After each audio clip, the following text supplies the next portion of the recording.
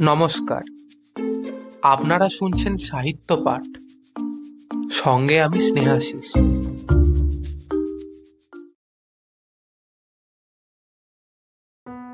অনেকদিন পরে শাবলতলার মাঠ দেখলাম সেদিন।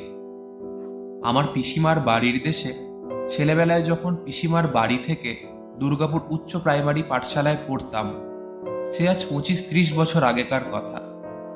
পিসিমা মারা যাওয়াতে সে গ্রামে আর যাইনি কখনো। সেদিন আবার কার্যোপলক্ষে গরুর গাড়ি চড়ে যেতে যেতে শাবলতলার মাঠ চোখে পড়ল। কিন্তু মস্ত বড় কি এক কারখানা হচ্ছে সেখানে। রেললাইন বসেছে মাঠের ওপর দিয়ে, বড় রেললাইন। কত যে লোহালক্কর যন্ত্রপাতি এসে পড়েছে, লোকজন, কুলি মজুরের ভিড়, দুমদাম শব্দ। সে এক বিরাট ব্যাপার। চালাঘর ও তাঁবু চারিধারে, ইঞ্জিনিয়ার ওভারসিয়ারদের দল খেটে খেটে সারা হয়। পাঞ্জাবি কন্ট্রাক্টরের মোটর দাঁড়িয়ে রয়েছে, তারের খুঁটি বসানো হচ্ছে, ইলেকট্রিকের ও টেলিফোনের তার খাটানো হবে। ইট বোঝাই লরির ভিড় নতুন তৈরি চওড়া রাস্তাগুলোর ওপরে। চুনের ধুলো, সিমেন্টের ধুলো উড়ছে বাতাসে। আমার সেই ছোটবেলাকার শাবলতলার মাঠ কোথায় গেল? সত্যিই তা নেই। তার বদলে আছে কতকগুলো তাঁবুর সারি, ইট খোলা, পাথরে কয়লার স্তূপ, চুনের ঢিপি, কাঠের ঢিপি, লোকজনের হইচই, লরির ভিড়। আজ সকালে মাটির লাইনের ছোট স্টেশনে নেমেছি। গরুর গাড়ি করে চলেছি পিসিমার বাড়ির গ্রামের পাশের একটা গ্রামে মেয়ের বিয়ের পাত্র খুঁজতে। রাস্তার ধারে পড়ে শাবলতলার মাঠ। হঠাৎ দেখি এই অবস্থা তার। গরুর গাড়ির গাড়োয়ানকে বলি, হ্যাঁ রে, এটা শাবলতলার মাঠ না? হ্যাঁ বাবু। কি হচ্ছে এখানে? কি জানি বাবু, কলকারখানা বসছে বোধহয়। কত দূর নিয়ে? তা বাবু অনেক দূর নিয়ে। ওই বাজিতপুর, মনসাতলা, ছাওয়ালমারি, হাঁসকালির চড়া পর্যন্ত। গ্রামগুলো সব কোথায়? সব উঠিয়ে দিয়েছে। মনে পড়ল আমার 11 বছর বয়সের একটি মধ্যাহ্ন দিন। আর মনে পড়ল দুর্গাপুর উচ্চ প্রাইমারি স্কুলের উমাচরণ মাস্টারকে। উমাচরণ মাস্টার কতদিন থেকে দুর্গাপুর ইউপি পাঠশালায় হেডমাস্টারি করছিলেন তা আমি বলতে পারবো না। গ্রামের রায় জমিদারদের ভাঙা কার্নিশে পায়রার বাসাওয়ালা বৈঠকখানার এক পাশে সেকেলে তক্তপোষে ছিল তার বাসা। দেওয়ালে তার হুঁকো ঝুলতো পেরেকের গায়ে। বাঁশের আলনায় তার দুখানা আধময়লা ধুতি ও এক এবং অদ্বিতীয় পিরানটি আলতো করে ঝোলানো থাকত। আর থাকতো তক্তপোষের নিচে একজোড়া কাঠের খড়ম, একটা টিনের বিবর্ণ তোরঙ্গ, একটা চটের থলে ভর্তি টুকিটাকি জিনিস, একখানা পাকা বাঁশের লাঠি, এবং সেইটেই বেশি করে মনে আছে, একগাছা তেলে জলে পাকানো বেত। উমাচরণ মাস্টার আবার বই লিখতেন। আমি তখন অল্প বয়স্ক। লেখক বা সাহিত্যিকের যশগৌরব সম্বন্ধে আমার ধারণা তখন খুবই অস্পষ্ট। তবুও মাস্টারমশাই যখন ক্লাসের টেবিলের ওপর পা তুলে গম্ভীরভাবে তার লেখা আক্কেল গুরুম বই পড়তেন, তখন আমরা ক্লাস শুদ্ধ ছেলে বিস্ময় ও প্রশংসা ভরা দৃষ্টিতে তার দীর্ঘ গোঁফযুক্ত বসন্তের দাগ আঁকা প্রৌঢ় মুখমণ্ডলের দিকে চেয়ে থাকতাম। হ্যাঁ, তার বইয়ের নাম ছিল আক্কেল গুরুম। তিনি বলতেন প্রহসন। আমার যা বয়স, তখন তাতে আক্কেল গুরুম বা প্রহসন দুটো কথার একটারও মানে বুঝতাম না। মনে আছে বইয়ের মধ্যে একটি ইংরেজি পড়া ছোকরার কথা আছে, এবং পড়ার ভঙ্গিতে মনে হতো উক্ত ইংরেজি পড়া ছোকরা খুব ভালো লোক নয়। উমাচরণ মাস্টার আমাদের দিকে চেয়ে সগর্বে বলতেন, এই বই পড়ে গোবরডাঙ্গার সেজবাবু শালা কি বলেছিলেন জানো? বলেছিলেন, উমাচরণ বাবু, আপনি কালে গিরিশ ঘোষের সমান লেখক হবেন, বুঝলে? আমি বলেছিলাম, গিরিশ ঘোষ কে পণ্ডিত মশাই? উমাচরণবাবু অনুকম্পার হাসি হেসে আমার দিকে চেয়ে বলেছিলেন, গিরিশ ঘোষ জানো না? কি বা জানো? আমি লজ্জায় চুপ করে থাকি। কি উত্তর দেব যখন সত্যিই জানি নে গিরিশ ঘোষকে? নামও কোনোদিন শুনিনি। উমাচরণ তার এই মূল্যবান প্রহসন আমাদের কাছে বিক্রি করবার চেষ্টা করতেন, এবং বিক্রি করেও ছিলেন অনেক। প্রত্যেক ছাত্রের বাড়ি একখানা বা দুখানা করে আক্কেল গরুম ছিলই। মাইনের টাকা দিলে খুচরো ফেরত দেওয়ার রীতি ছিল না তার। বলতেন, কত বাকি? 7 আনা? নাও একখানা ভালো বই নিয়ে যাও, বাড়ি গিয়ে পড়তে দিও সবাইকে। একদিন পিসিমা বললেন, হ্যাঁ রে, মাইনের টাকা দিলাম, 9 আনা পয়সা ফেরত দিলি নে? না পিসিমা, মাস্টারমশাই বই একখানা দিয়েছেন তার বদলে। কি বই? আক্কেল গুরু। ও মা, সে আবার কি বই? তুই কি বলে সেই বই আনতে গেলি? যেমন পোড়ামুখো মাস্টার, তেমনই পোড়ামুখো ছেলে। বইয়ের নাম শোনো না, আক্কেল গুরুম। কেষ্টর শতনাম পাওয়া যায় তো একখানা আনগে বরং, ও বই ফিরিয়ে দিয়ে আয়। সে হবে না পিসিমা, তিনি ওসব বাজে বই লেখেন না, এ হলো প্রহসন। সে আবার কি রে? সে তুমি বুঝবে না। গিরিশ ঘোষের নাম শুনেছ? সে আবার কে? আমাদের গায়ে তো ও নামের কেউ নেই। দুর্গপুরের লোক নাকি? সে তুমি বুঝবে না, তিনি আমাদের মাস্টার মশাইয়ের মতো প্রহসন বই লেখেন। পিসিমা ধমক দিয়ে বললেন, তুই চুপ কর বাপু, বড্ড পণ্ডিত হয়েছিস তুই। আমি জানি না, ওর গাল টিপলে দুধ বেরোয় উনি জানেন। ফাজিল কথাকার, ওসব গিরিশ ঘোষ সতীশ ঘোষ বুঝি নে। কাল ও বই ফেরত দিয়ে কেষ্টর শতনাম আনতে পারিস ভালো, নয়তো 9 আনা ফেরত আনবি যা।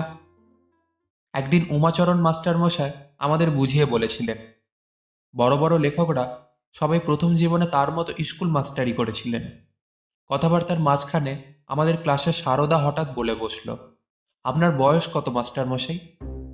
কেন রে? তাই বলছি। উমাচরণ মাস্টার তাকে ধমক দিয়ে বসিয়ে দিলেন বটে, কিন্তু আমরা বুঝতে পারলাম ছেলেটার খটকা বাঁধছে কথায়। এই বয়সেও যদি এখন উমাচরণ মাস্টার আমাদের এই স্কুলে মাস্টারি করতে রয়ে গেলেন, তবে কোন বয়সে গিয়ে তিনি কোথায় কি বড় কাজ করবেন? আমাদের ক্লাসে সতু কিন্তু বলতো, মাস্টারমশাই খুব বড় পণ্ডিত, ওরকম হয় না। আমি বললাম, কেন রে? উনি চালতা বাগানের মাঠের ধারে বসে বসে রোজ কি করেন? বোধহয় লেখেন। কবি মানুষ কি না? আমি একদিন সতুর সঙ্গে দেখতে গেলাম ব্যাপারটা।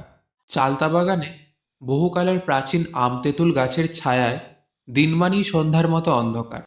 অনেক রকম মোটা লতা গাছে গাছে জড়াজড়ি করে আছে। বাগান পার হয়েই একটা ছোট মাঠ। উমাচরণ মাস্টার সেই মাঠের ধারে বসে আছেন, বাগানের ছায়ার আশ্রয়ে একটা ছেঁড়া মাদুর পেতে। মাদুরের ওপর কাগজ বই ছড়ানো, পাছে উড়ে যায় বলে মাটির ছোট ছোট ঢেলা চাপানো আছে সেগুলোর ওপর। আমরা শ্যাওড়া ঝোপের আড়ালে দাঁড়িয়ে দেখতে লাগলাম।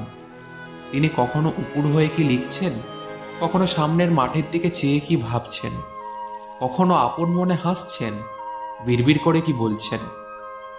সতু সসম্ভ্রমে চুপি চুপি বললে, দেখলি, কবি মানুষ। আমি বললাম, কি করছেন? লিখছেন। বিড়বিড় করে কি করছেন? ওরকম কবিরা করে থাকে। দুজনে চুপ করে দাঁড়িয়ে কবির কাণ্ড দেখলাম অনেকক্ষণ। এই আমার জীবনে প্রথম একজন জীবন্ত কবির ক্রিয়াকলাপ দেখবার দুর্লভ সৌভাগ্য ঘটল। মনে আছে, শ্যাওড়া ঝোপের পাশেই ছিল বড় একটা কদবেল গাছ।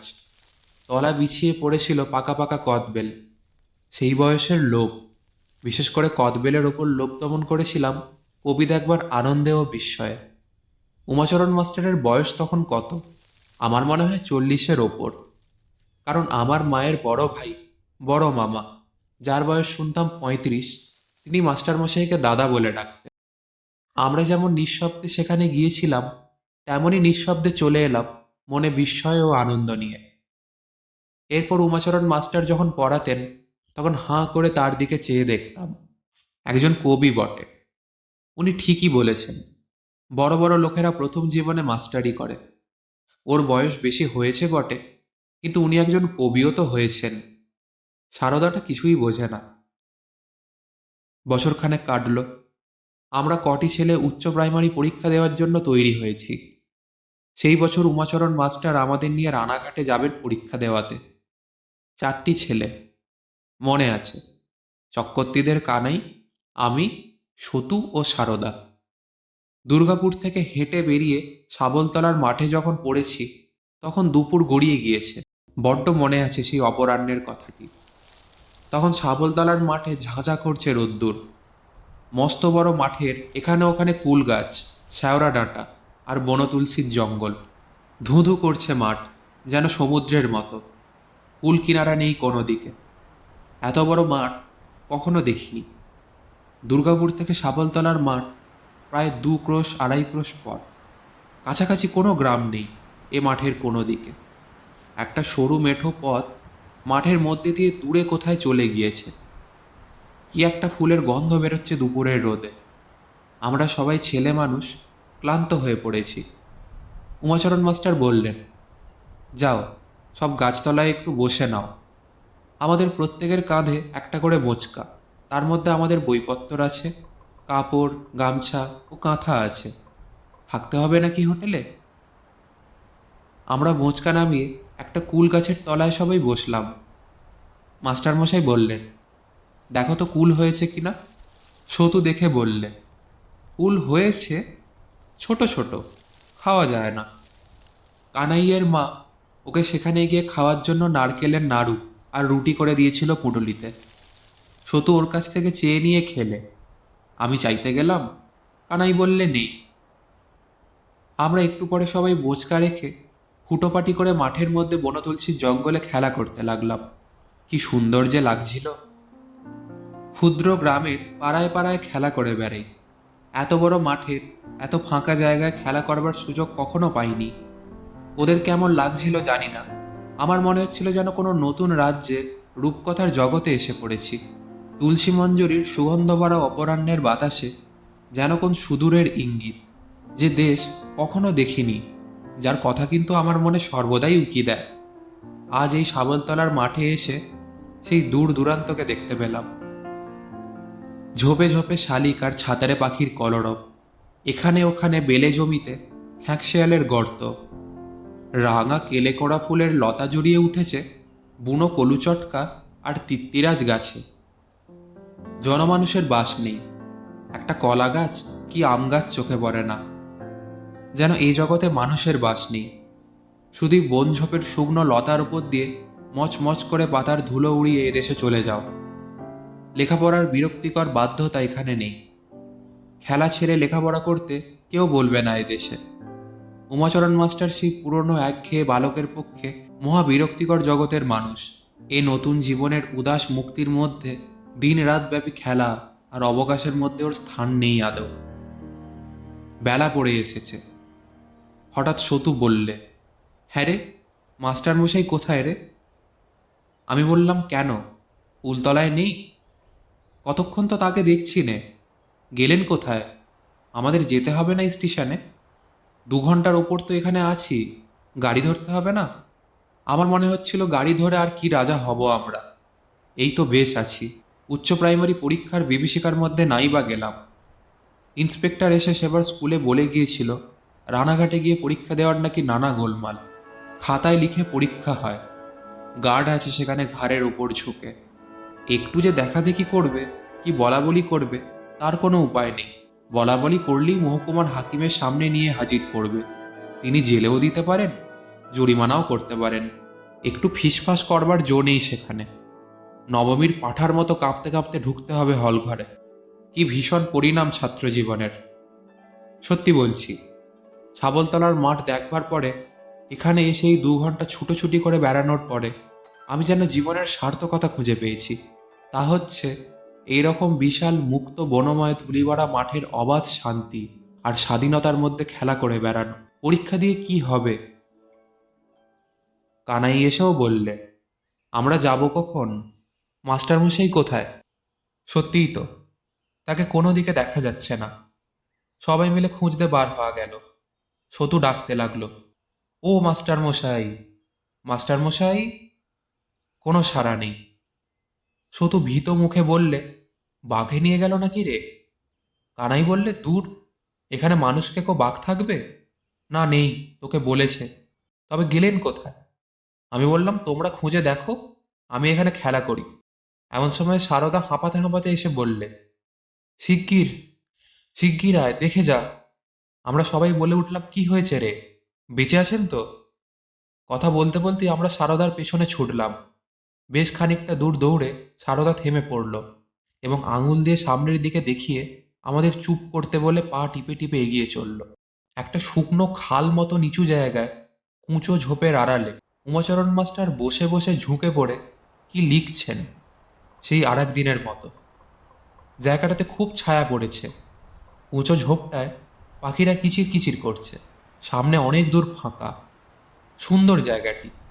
এই মাঠের মধ্যে এই জায়গাটি সবচেয়ে ভালো। কবি উমাচরণ মাস্টার ঝুঁকে পড়ে লিখতে লিখতে বিড়বিড় করে আপন মনে কি বকছেন, এমনকি আপন মনে ফিকফিক করে হাসছেন। যে কেউ দেখলে বলবে উন্মাদ পাগল। অমন তন্ময় হয়ে লিখতে আমরা তাকে কখনো দেখিনি। অমনভাবে আপন মনে হাসতেও তাকে কখনো দেখিনি। সতু মুগ্ধ দৃষ্টিতে সেদিকে চেয়ে বললে, মাস্টারমশাই একজন আসল কবি।